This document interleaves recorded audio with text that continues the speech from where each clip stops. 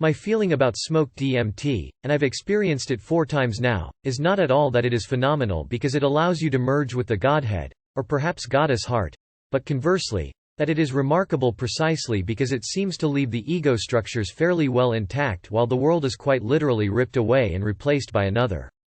Indeed, from all that I've heard and read, merging with the One is not generally a part of the phenomenology of smoked DMT. The unique thing I see going on with DMT is, because it leaves YouTube upload master as you were, it allows you to download your overwhelming awe at what is going on before you in a way that other entheogens don't. The more you are one with the nature of your experience, the more you fall into ecstatic bliss, but also in a sense the more the observer is compromised, leaving in its wake not you and your awe at the infinitely imploding world vortex that has plopped out of nowhere in your lap, but awe and only awe. K, on the other hand, as it seems especially prone to inducing infinite cosmic fusion, is often said to be a place of no words, as people have been calling it lately, and more often than not they return only with awe, not altogether a bad thing, mind you. DMT rather sits you down in front of the unfolding Godhead and says, all right, you have 10 minutes. Now focus. There are asterisk words there. None of them ever feel adequate, I must admit. But there are words, and more words.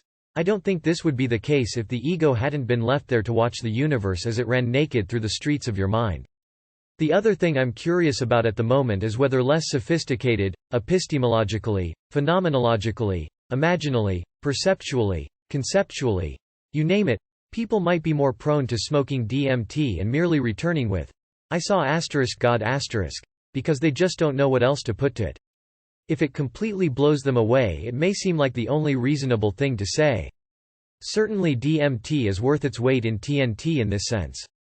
But I would think an authentic experience of merging with God would have to be something along the lines of fusing into a synthesis of transcendent being that is utterly and profoundly beyond any and all of one's epistemological categories and what one previously had believed to be humanly possible. Which DMT doesn't seem to do in my mind. Literally, that is.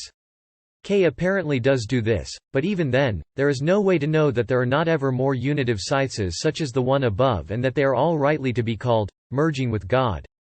Or even that the degree of unity of the synthesis one fuses with is not perhaps determined by the degree of expansiveness in one's own structures of belief, i.e. this experience of being one with God is truly a coat of many colors.